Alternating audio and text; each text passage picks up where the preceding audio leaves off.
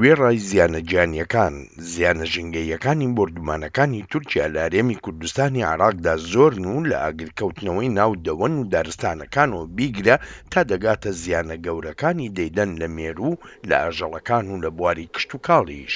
هەنگەکانیش بێبەش نین لەو زیانە ترسناکە ژینگەییە. بەلی چەند ساڵێکە تقریبان نزیکی 55 مێشەمە هەبین مێشەڤنگ بچێکری مێشەڤنکە کۆمازن بچێکرد بوو یعنی پۆهیز بوو مێشت خۆ نەخۆڤون المنطقة و گۆرای گوندی ڕدەینیە وام تۆتینە دێرە لوکێ یعنی تشاوێکێدا طیارە تورکی یعنی هۆنە سەر مێشەڤن قەسف کرد هەمووش بنیڤەش نۆڤ بەر 55 مێشە بەس مێشێک نۆڤ دەرکەت ئەو ژینکە ئۆتۆرێتوێ دیۆرن ئەڤڵ دەفمە یۆ دیۆرە جهێ ئەوی دیێ او جه او صاروخ لی داج همی پیچ که حتی نکشی من اوو نکه نشم و سو اوو کما با ئەم هەنگاوانە ئاماژەش بەوە دەکات بوردومانەکانی تورکیا بوونەتە ئاستەنگێکی گەورەش لە بەردەم پیشەی هەنگاوانیدا. نوكا مثلا حيواني ديتر يعني نشن تجمعي دار كمان بقصفو تركي يعني عند طوبه هوفيني مثلا عند الطاوله الهندوف سيري يعني مستمر او ديت كتن ميجي مثلا دارت كافيتان بخود يعني تشيتا اوقوري مثلا مستمر اف قصفاتي تاكرن يعني ميجي درستوي نشت شولي خوب كات اون ميجفون نشن مثلا گاشته ميشي بكات هوفيني بتا زوزونو ميشو خوب چارين وقتی هنگويني كو هنگوين هابيتن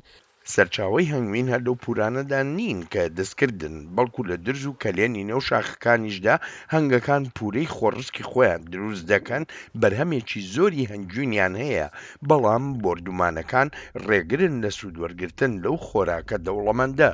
الظروف الراهنة في المناطق الجبلية ڕەوشی ئێستای ناوچە شاخاوەکان و بەتایبەتی شاخەکانی مەتین و گارە وهای کردووە هەنگاوانەکان جێبێڵن و ڕووبکەنە ناو شارەکان بۆردومانەکانیش بوونەتە مایی سووتانی شاخ و گوڵەکانی هەنگەکان سوودیان لێ دەبینن ئیتر ئەمانەش وهایان کردووە بەرهەمی هەنگوین لە شاخەکاندا کەم ببێتەوە.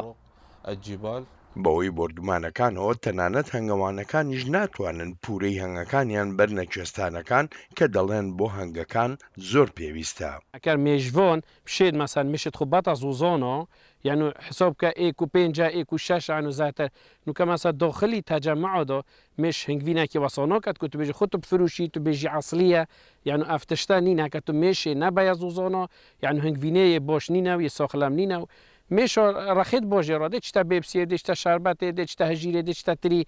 يعني هنگوينا كي ساخلم نوبي بۆردومان و کردەلەشکریەکانی تورکیا لە ناوچە کوردنشینەکانی سووریاشدا بوونە تەمایی زیانلێدانێکی زۆری ژینگەیی بەهۆی سوتاندنیا لە ڕێگەواڵکێشانی دارزەیتونەکان و سنەوبەرەکانی ناوچەکە و چەندان کاری تری دژە ژینگە. بەڵێن ساڵح دەنگی ئەمریکا